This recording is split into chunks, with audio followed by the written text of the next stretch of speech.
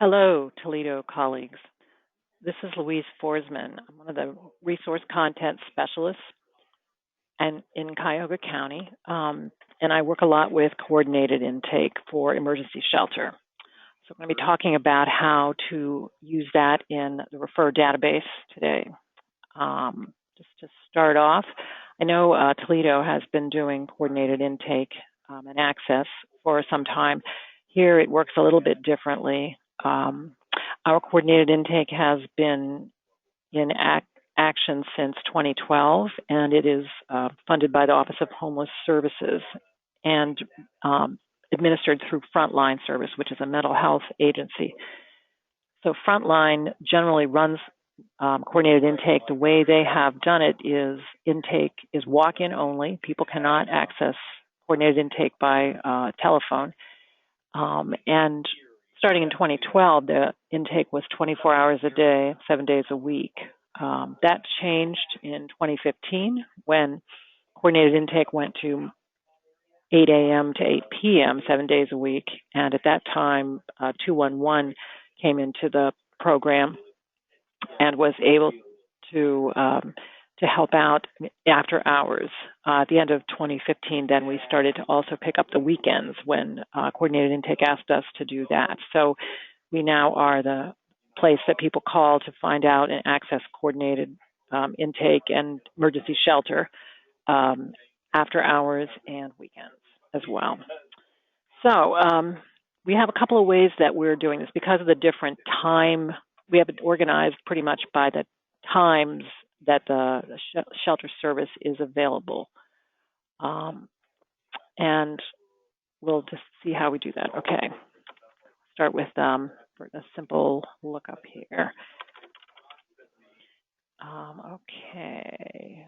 32, we'll start with female. Okay. And one of the things we did was to break this out. We hope it's as simple as it can be, is to search for emergency shelter in Cuyahoga County using the category search. So as you can see, there's a variety of different categories here. And the third one down is to access emergency shelter. We're going to click on the drop down, and the first thing that comes up is what is available, what the shelter process is weekdays. As I said, coordinated intake now is open Monday to Friday, 8 a.m. to 8 p.m. Those are the only hours someone can be actually assessed for emergency shelter. And the definition that we're using is, you're probably pretty familiar with this, someone who is staying in a car, staying in a public building, living in an unsafe place. And that's, once someone discloses all of that, then we can go forward with referring them to where, in this case, coordinated intake, 8 a.m. to 8 p.m., so they can get assessed for shelter. All right, so I'm going to take a look at what the process is here. What we did with this drop down, to make it as simple as possible, during those coordinated intake hours, we are using the taxonomy term emergency shelter clearinghouses, because that's actually what coordinated intake is doing. Coordinated intake is not shelter. It is an emergency shelter clearinghouse. It assesses people and figures out what shelters people go to. So that is the actual service, and that's what you're going to use. And we also are using the target terms, as you can see here, couples. Some shelters are accessible to people who are couples. Some are not. Then we've got families. That's usually including at least one child in that definition. And then sometimes services, of course, are available to people who are veterans more often than just simple families. So if there's a veteran involved, we would use that. Single adults is broken out by men and women, so we can see what's different there. And then the veterans, of course, may have additional services as well. So we'd use that term possibly if that applies. I'm going to start with families. Okay, search on that. First thing that comes up, as I said, the agency that administers coordinated intake is Frontline Service. And the coordinated intake is located at the William Cosgrove Center. So that comes up first. In order to find the details out, as you can see, the shelter intake is Monday to Friday, 8 a.m. to 8 p.m. And the term emergency shelter clearinghouses brings up the information. When talking to people about coordinated intake, we've given some direction to you and how to talk to what things really need to be like reviewed with families when they are anticipating going to coordinated intake. You'll see, so it's listed under unpublished. This is not something you need to read to them. It's just for you to guide the way that you're going to describe the information to the person who calls. There's a situation with our domestic violence helpline where the shelters oftentimes are too full. And if someone has called the domestic violence hotline and the shelter staff, domestic violence staff, has assessed that person and determined that they're not in immediate danger, they may tell them then to call back to 211 to get referred to shelter. And that is a shelter call.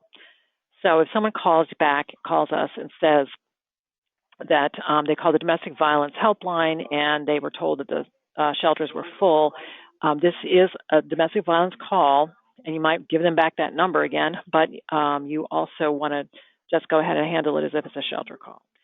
I think we have in here that the domestic violence helpline, once they determine that there's not an immediate need for shelter, is supposed to warm transfer the caller back to 211.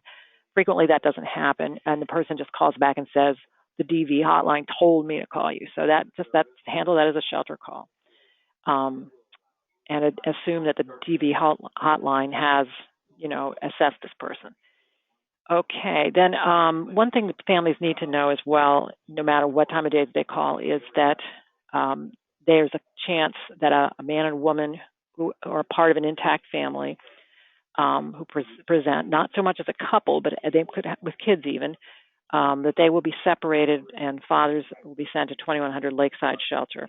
But once they're in permanent shelter, I hate to use the word permanent, but there's overflow shelter and regular shelter programming. Regular shelter programming, families will be housed together, but in overflow shelter, families may be separated. This is a pretty sensitive point with a lot of families, so it's best if they understand that ahead of time, that there's a chance that they may be separated when they go into shelter if it's an intact family.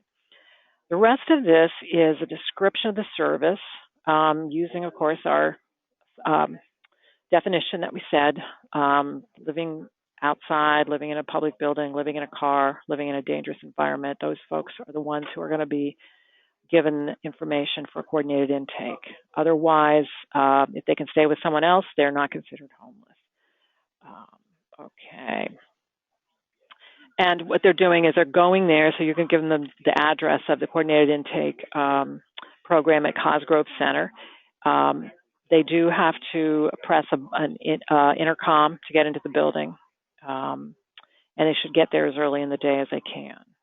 This intercom comes in later after hours too, when 211 is taking the calls. I should say taking the calls. We're always taking the calls, but it's going to be talking to families about shelter. Okay, so that's for single adults. We'll see what's going on with them then during coordinated intake hours. For women, because it's still the female search here. They're sent to Cosgrove Center. It's the same. It's really the same process, 8 a.m. to 8 p.m. They just present at the Cosgrove Center. That's coordinated intake. It's really the same as for families. For males, let's see what that brings up. And this is going to be for men. Yep, same thing. Same situation. They present at the Cosgrove Center during those hours. All right, so then we get to after hours, and this is after 8 p.m. There, we can close up this because it's after hours now, 8 p.m. to 8 a.m. We get two terms, and we see it's a different term now. This is now 211 who is fielding these questions about shelters and where and directing people to where they need to go. So we are not a shelter. So we are providing shelter information. So that's why the taxonomy term is changed to shelter information lines. And let's see. Let's start with single adults because it's simpler actually, and that's what we ended with. Okay, single adults. Okay. This one here. Says you read the unpublished, of course. Now, again, we start with determining that they're in an unsafe place or staying in a car, or what meeting our definition of homeless. This is a single individual, men, and it's after hours and weekends. And if they need to go to coordinated intake, then we send them overnight to the 2100 Lakeside Avenue, and give them the address of coordinated intake for the next day. Although once they get to 2100 Lakeside Avenue, they'll be given directions and all of that to get back to coordinated intake, because they have to go to coordinated intake no matter what. They only get one night at the overnight shelter at 2100 Lakeside. It's a single men. So then single women, there we have Norma Herr Women's Shelter. So again, read the unpublished. It brings up the same information. In this case, they are directed to coordinated intake the next day. But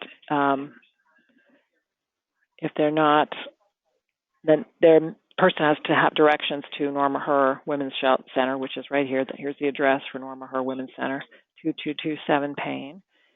And then if they do not want to go to Norma Herr, then you can do another search for a shelter that is not part of coordinated intake. We're going to cover that later, how to search for the shelters that are not a part of coordinated intake. But this is what we're doing with folks who are after hours. The single adults, women sent to Norma Herr, men sent to 2100 Lakeside, and give them other details. Okay, but let's talk about families. Families are the more complicated ones after hours. Situation with families, as you can see here, after hours, it's even a little bit different on Saturdays and Sundays during the days for families. Singles are the same after hours and weekends, but families are a little different. Okay, here's unpublished. This is quite an extensive section. You really be advised to read this over pretty carefully to get a sense of it. Okay, what we're doing with families, again, we're making sure that they really are in a situation where they're living outside a public building, living in a car or dangerous environment, and have nowhere else to go. And the domestic violence protocol is covered. So if all of that is covered and it's not a domestic violence situation, then they can be referred for shelter, for overnight shelter, until coordinated intake opens the next day, because they are not assessed. This is just for emergency. Okay. So I want to carefully read all of this. If the family requires shelter, the first thing we're going to do, families overnight are going to, who have to be housed, are going to be sent in an emergency situation to the Zelma George shelter if it's available. So the first thing we have to do is, as you can read here, we have to vet the adults against the Justice Department's sex offense website, and that'll be on your desktop. So you need to get the name of the family with the exact spelling, year of birth for all adults in the family, and then look them up on the Justice Department's sex offender website. If for some reason an adult in the family comes up positive for the sex offender website, they cannot go to the shelter overnight, and so then you will be calling the coordinated intake supervisor on call, and they will deal with the situation. Okay, so if the search is cleared, then you would call the Zelma George shelter and ask if there's room. Once you may have to call them several times. Hopefully not. Hopefully they answer right away. But do not leave a message. It tells you in here. Just make sure you do talk to somebody to find out if there are beds. And if there are beds at the Zelma George shelter, then you want to advise the family that you're sending there of a couple of things.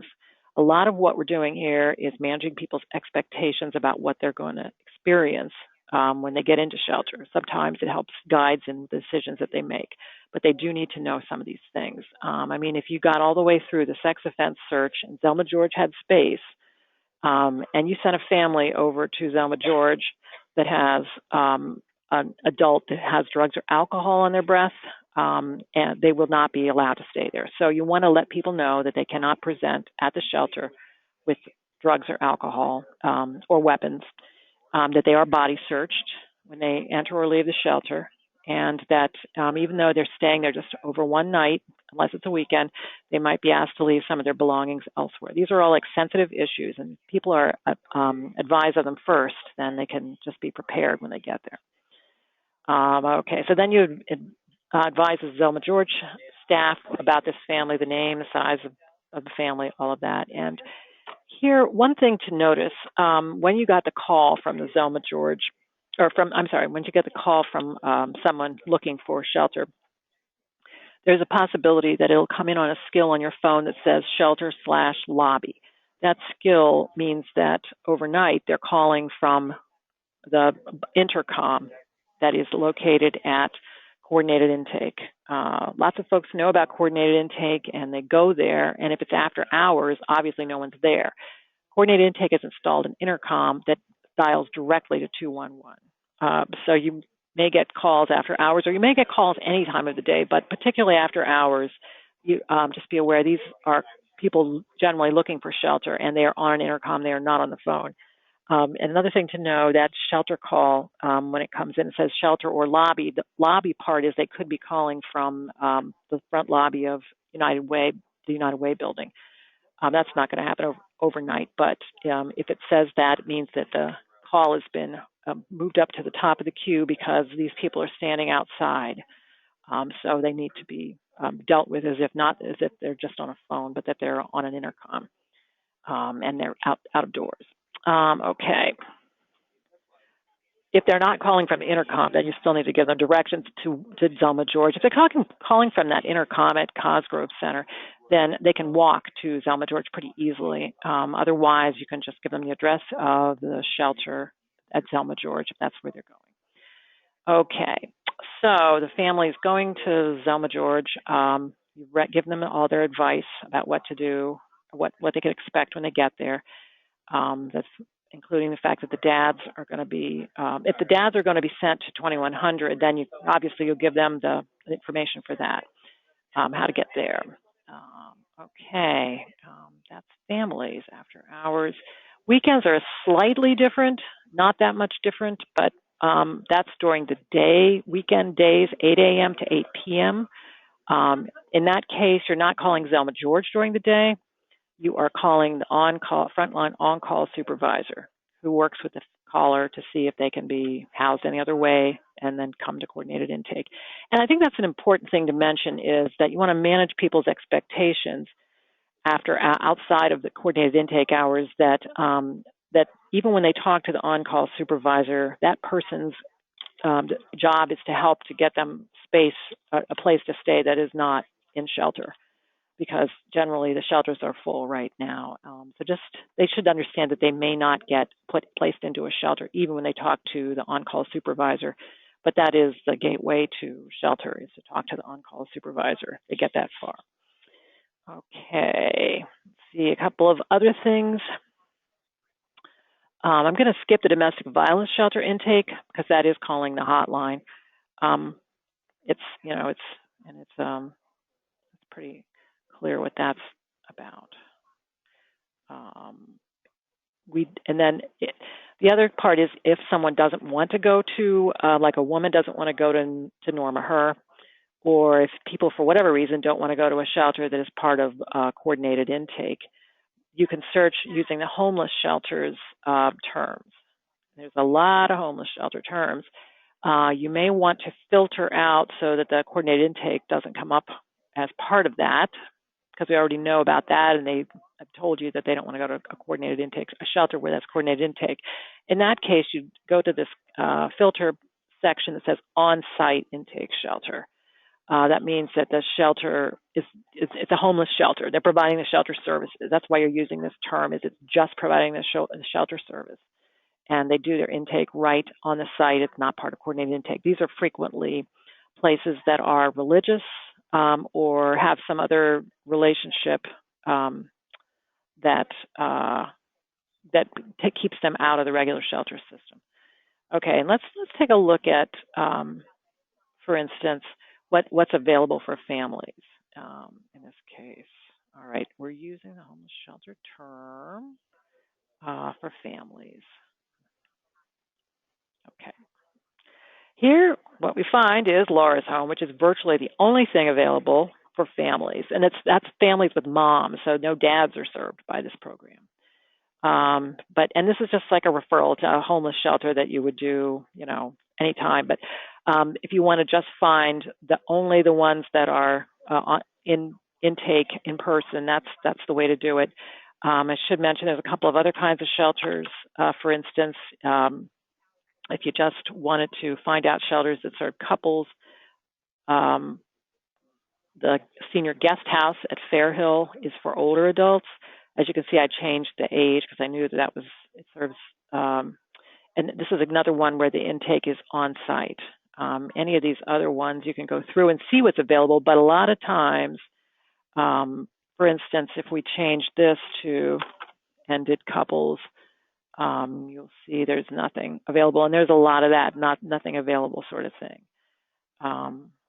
Yeah. And the single adults is probably the one where you're going to see the most available, and that's going to probably the men's. Let's see, hold on, get rid of that search. Single adults.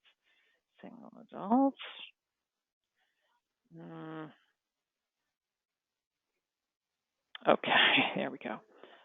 Now there's a number of them there, and these this brought up. Oh, I knocked off the filter there. Let me pull up that because the first thing that came up, of course, was the coordinated intake, on-site intake shelter. Again, you can see this is how we're using the filters. That when it comes up green like that, it means we're doing that. And okay, so now Lutheran Metropolitan Ministries won't show up. Only the ones that show up are the ones that do on-site. And again, these are run by religious organizations, and that's what we've got there. I should mention also, we have other shelter for that just serve, like, say, the Jewish community. Let's take a look at that one just so you can see that there are some that serve. It's males, yeah. That's let me see. I think it's just. I know which one's going to come up for this. That's why I'm doing this. It's a Hebrew shelter home.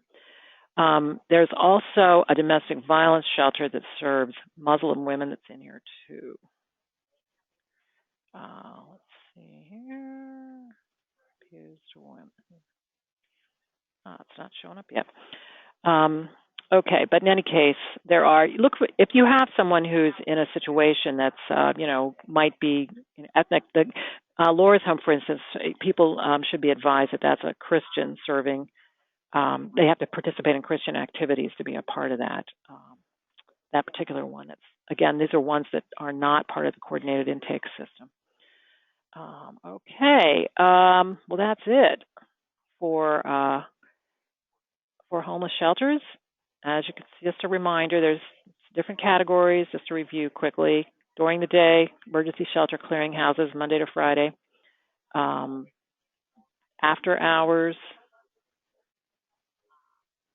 shelter information lines is 211. Mostly families are going to need the big, you need to really check this part out here about what information to give families. And then if you want to refer to people that are, to agencies that are not part of coordinated intake, that is when you close up these other ones. And you could, of course, this could happen anytime where they don't want to go to coordinated intake shelters. Then you would look at the homeless shelters and what's available there, depending on their situation. Otherwise, I think we're all set. And thank you so much. Have fun looking for shelter.